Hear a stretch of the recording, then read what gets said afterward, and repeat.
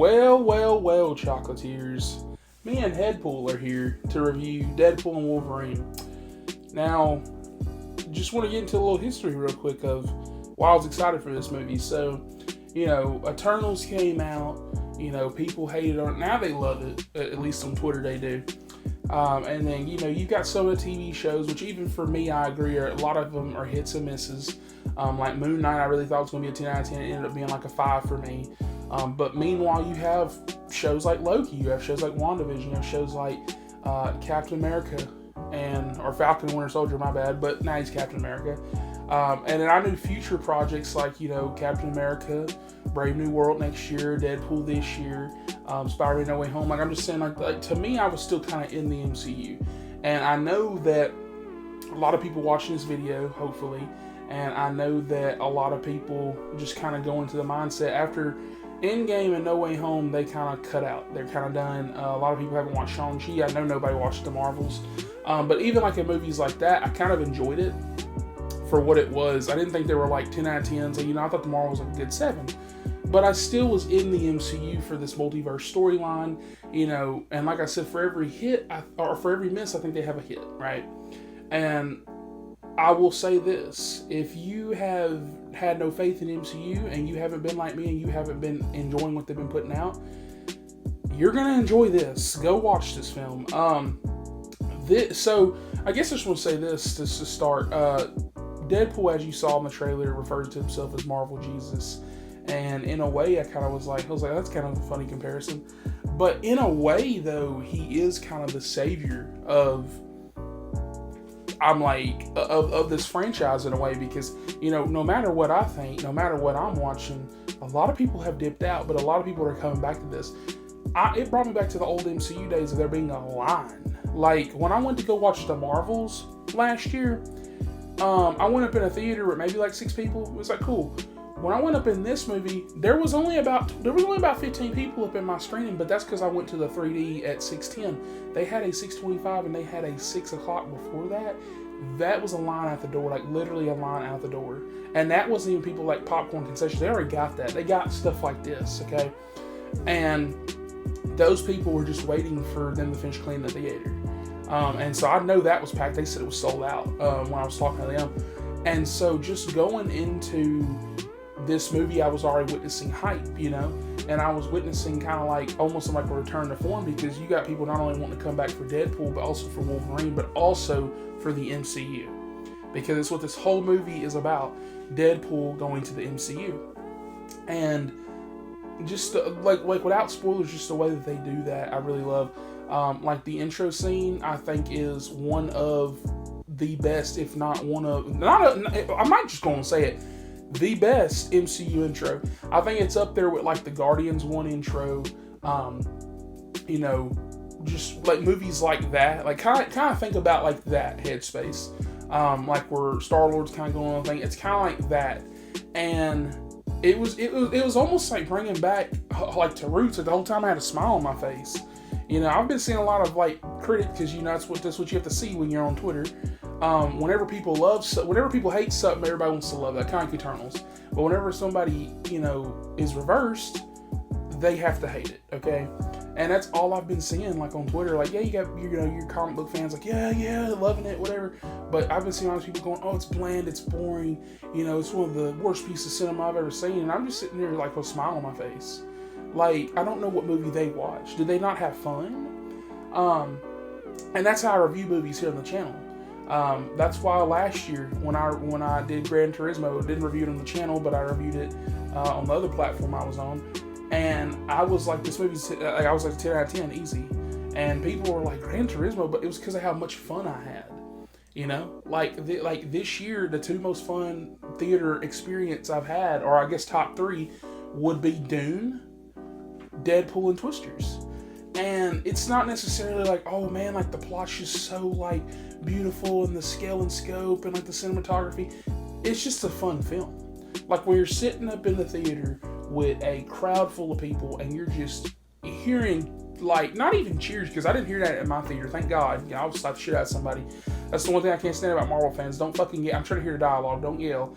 That is one of the problems I have with the movie, though. They have certain people that show up and whenever they show up, they have like the longest pause. Now, I will talk about the one character that's in the trailer that we saw that people got mad about. They showed the X-23s in the movie, and I swear to God, when she shows up, it's literally like a head turn like this and that, and I was like, why is there a long pause? Because they're waiting for this.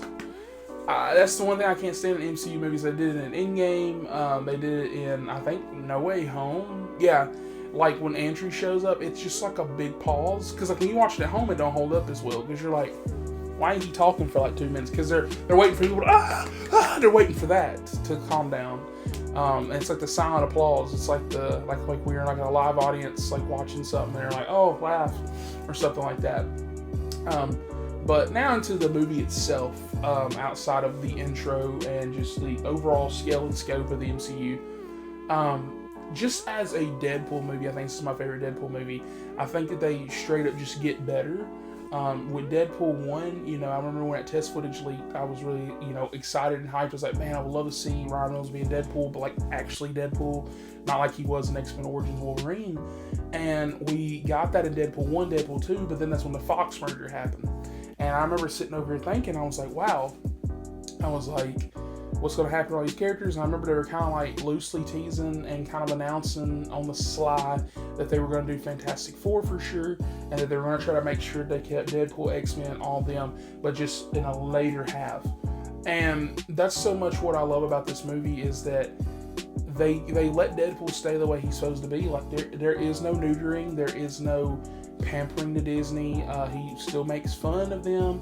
One of my favorite scenes is a scene in the early intro. I would say it's about the first 30 minutes where he kind of learns about all this stuff that's going on, whatever. I'm not going to get into spoilers, but there's something that he says about Disney and Fox and stuff, and I just thought it was the funniest thing ever. I think it's hilarious. And even like that, some of the funniest jokes come from kind of like cameos. And I want to talk about that for a second too. Unlike something like Multiverse of Madness, they kind of use the cameos as like more like, because like this does too, like for fan service. I don't want to sit there and say it's not fan service, but this movie uses them, I feel like, in the right light. Like, they're not just, oh man, they blink, you miss it. They're like actually characters in the movie. And I really like that. I really like that they were able to hide some of them. There was definitely some freak out moments for me where I was like, oh my God, whoa. Like that. And I think that's like the whole message of this movie. The fact that this movie has so much heart. Because the plot itself is very beautiful. That Wade wants to save his world, his timeline, kind of like the Loki stuff. So, I got some tie in there for sure, especially with them going to the Void. And it's just this whole Void plot line that I love so much, because this whole movie is like a farewell to the Fox universes, to, other universes like that. And it's so respectful to the characters that, it was just weird, like, seeing that, because sometimes, like when I was sitting there watching Deadpool, I was like, wow, I said, it's been a minute since I've seen, like, X-Men, and because, like, you said that trailer, like, Azazel and people like that are in it. Like, it's crazy, like, thinking about how when I was younger, when I was, like, 10, 11, X-Men First Class came out, and I still love that movie. I still think it's 10 out of 10. It's like my favorite X-Men movie. And I remember being like, man, I really love this movie. I love what they're doing, like with Charles and all this other stuff as like a kid. And I remember sitting there, like, kind of hating how they went with the franchise, because they made Apocalypse was kind of aight, and then I remember what was it, Dark Phoenix after that? Awful movie. Save your time if you haven't seen it, don't watch it. But it's just one of those films that is able to pay homage to some of these old characters that you kind of grew up with, and it low key, like I was like, am I getting like teary eyed? Because as a kid, superhero movies were different. Like that's kind of how I felt in like No Way Home. Like it's like when you see Toby, like I love Andrew, but like when I see Toby, I'm like, man, I grew up with this fool. Like I grew up with him, bruh. Like, it was just crazy that, after Spider-Man 3, we just didn't get any more like that, because that's just how movies work. It's like eventually one day, like we'll just quit seeing Tom on screen. Like Ryan Reynolds will eventually, something will happen. I'm just saying, like eventually you're gonna have to stop. And I really just like how they just paid homage, farewell to some of these characters, and I thought it was beautifully made.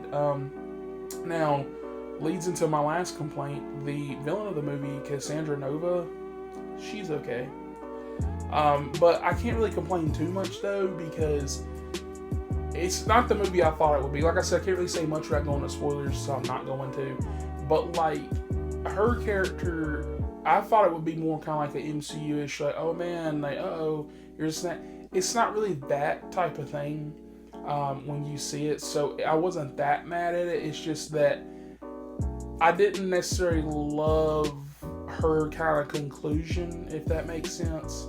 I didn't really love kind of like the way they ended certain storylines, along with, you know, stuff in the void, stuff like that.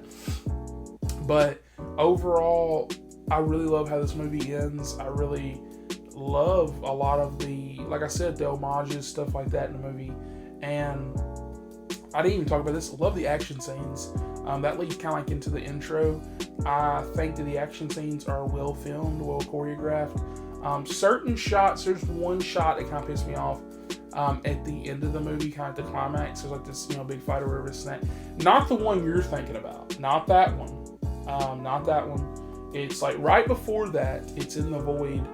And I was kind of like, why are we doing shaky cam now? I said, the camera been steady this whole damn time. I said, we're doing shaky cam now? So I'm trying to see what's going on. No, this is like the one time they didn't even do that. But like I said, minor complaints, you know. Villain, I think, had good motivation. I just wish we would have spent more time with the villain to actually feel that motivation. You know, some camera work problems, stuff like that. But outside of that, you know, suits are better.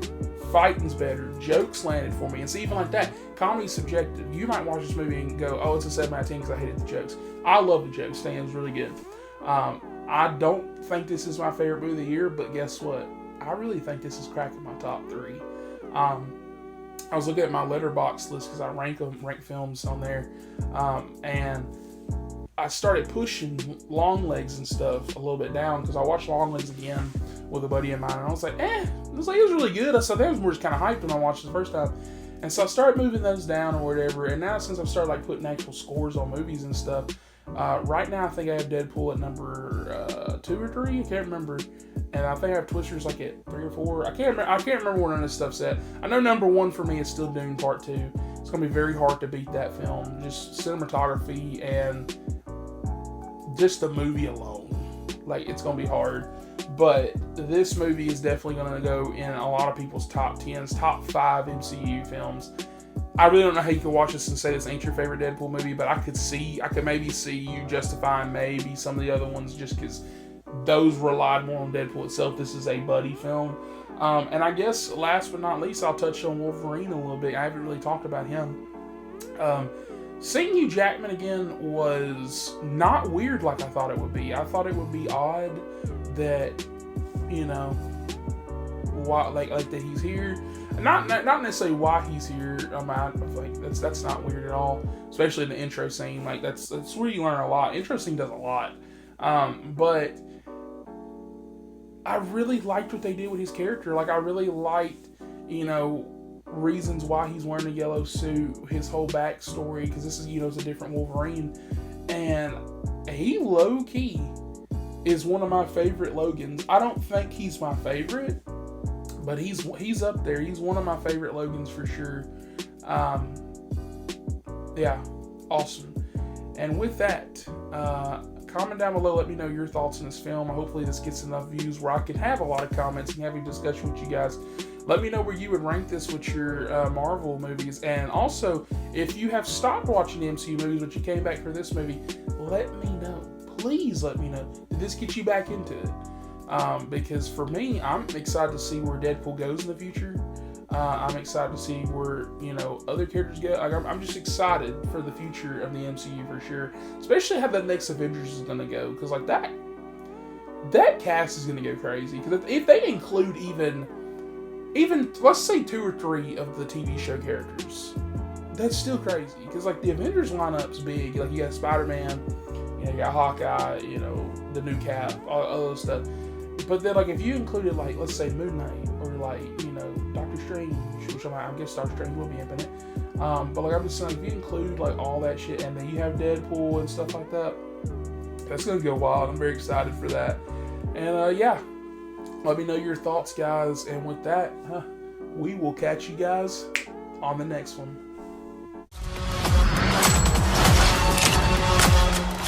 I love my popcorn. Movies, popcorn.